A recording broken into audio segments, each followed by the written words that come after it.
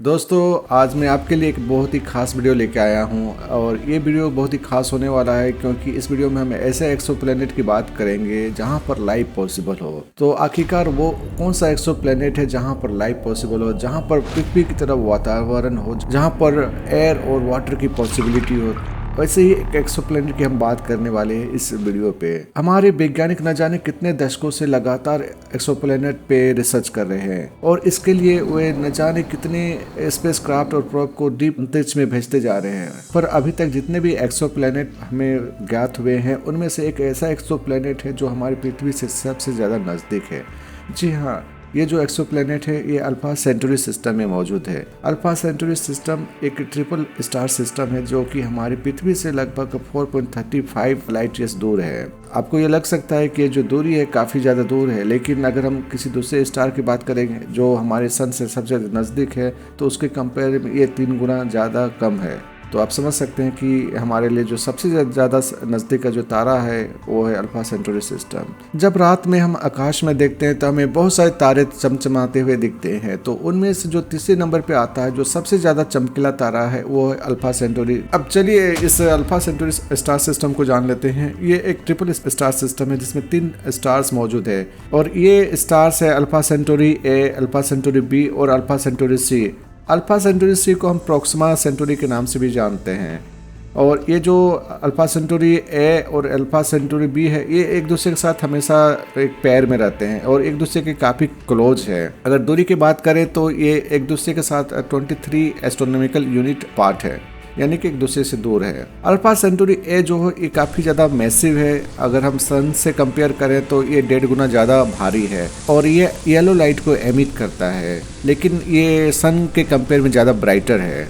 अगर alpha सेंटुरी B की बात करें तो इसमें ऑरेंज कलर का लाइट हमें दिखाई पड़ता है और ये हमारे सन के कंपेयर में कम मैसिव है और उसकी ब्राइटनेस भी हमारे सन के कंपेयर में काफ़ी कम है। और अगर हम इन दोनों स्टार सेंटुरी पेयर की बात करें यानी कि अल्फा सेंटुरी ए और अल्फा सेंटुरी बी की, तो ये काफ़ी ज़्यादा पुराने हैं, यानी कि 5 बिलियन ईयर्स ओल्ड है और जो कि हमारे सन से भी ज़्यादा पुराने हैं। अब चलिए हम बात करते हैं तीसरे स्टार की जो कि प्रोक्सिमा सेंटुरी है। ये एक रेड ड्वार्फ स्टार है जो कि काफ़ी छोटा है और इसका जो मास है लगभग 12% मास है हमारे सोलर मास का और इसका रेडियस लगभग हमारे सन का 15% है, यानी कि इसका रेडियस भी काफ़ी कम है और इसके सरफेस का टेम्परेचर भी काफ़ी ज़्यादा कम है। ये लगभग 4940 डिग्री फ़ारेनहाइट है। भले ही ये स्टार काफ़ी ज़्यादा छोटा है लेकिन ये हमारे सन के सबसे ज़्यादा करीब है।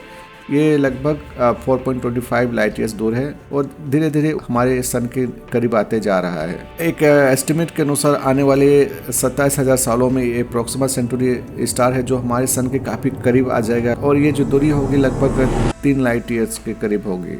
रेड ड्वार्फ स्टार होने की वजह से ऐसा नहीं है कि प्रोक्सिमा सेंटुरी में अभी भी कोई स्टार वाली कोई कैरेक्टरिस्टिक्स नहीं बची हुई है। ये कभी कभी आकाश में बहुत ही ज़्यादा लाइट को बस्ट करती है और इसका कारण है मैग्नेटिक एक्टिविटीज जो अभी भी हमारे प्रोक्सिमा सेंटुरी में मौजूद है और ये अभी भी हो रही है।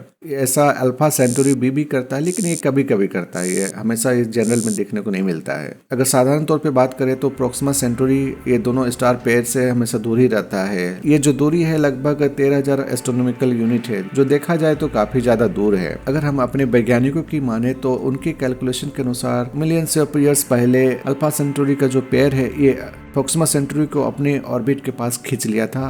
यही कारण है कि जो प्रोक्सिमा सेंटुरी स्टार है ये दोनों स्टार पेयर के काफ़ी करीब आ गया था। और सबसे खास बात यह है कि इस प्रोक्सिमा सेंटुरी स्टार सिस्टम में कुछ प्लैनेट भी मौजूद है जो इसके ऑर्बिट के चारों ओर ऑर्बिट करते हैं और इनमें से जो एक खास प्लैनेट है वो है प्रोक्सिमा बी।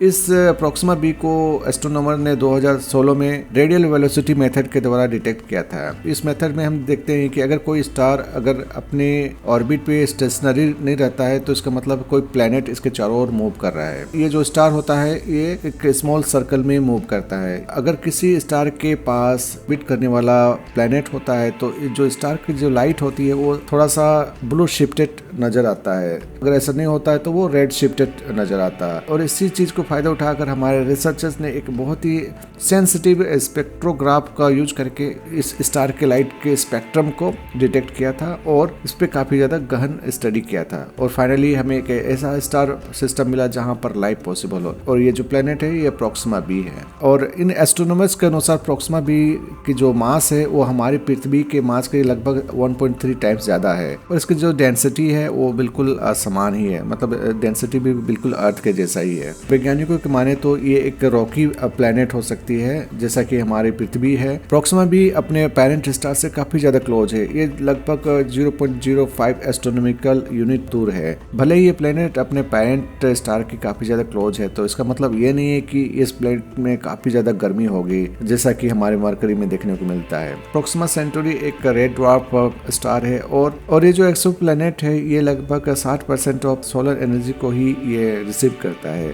जैसा कि हमारा अर्थ हमारे सन से करता है। प्रोक्सिमा भी हमारी अर्थ की तरह एक हैबिटेबल जोन में मौजूद प्लेनेट है और इसी वजह से इसमें लाइफ मौजूद हो सकती है, यानी कि लाइफ पॉसिबल हो सकता है इस प्लेनेट पे।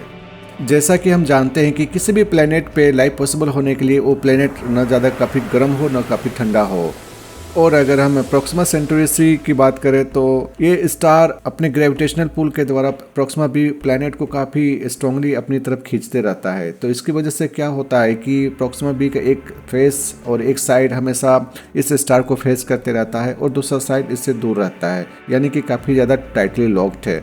और यही रीजन है कि इसका प्रोक्सिमा बी प्लेनेट का एक साइड काफ़ी गर्म रहता है और दूसरा साइड काफ़ी ठंडा रहता है। जो गर्म साइड है वो लगभग 30 डिग्री फ़ारेनहाइट हो सकती है और जो इसका ठंडा वाला साइड है वो -40 डिग्री फ़ारेनहाइट के करीब हो सकती है। और ये बिल्कुल ही सूटेबल है लाइफ को एग्जिस्ट करने के लिए।